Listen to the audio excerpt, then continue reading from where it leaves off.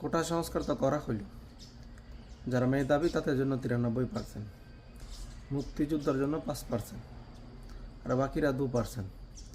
তাহলে আমরা যে প্রবাসে থাকি আমাদের জন্য তো কোনো পার্সেন্ট লাগতেন না। আমরা যে এই প্রবাস থেকে যুদ্ধ করে রেমিটেন্স পাঠাইয়া দেশটাকে সচল রাখি, আমাদের জন্য তো কোনো কোঠা রাখলেন না।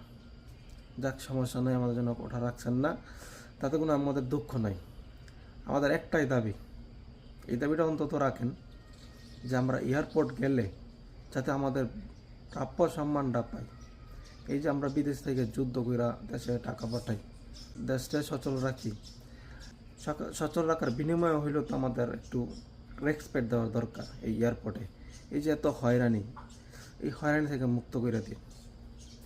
আমরা ওই কোঠা চাই না, আমাদের শুধু আপনারা একটু যে প্রাপ্য সম্মানটুকু দিয়েন এয়ারপোর্ট গেলে।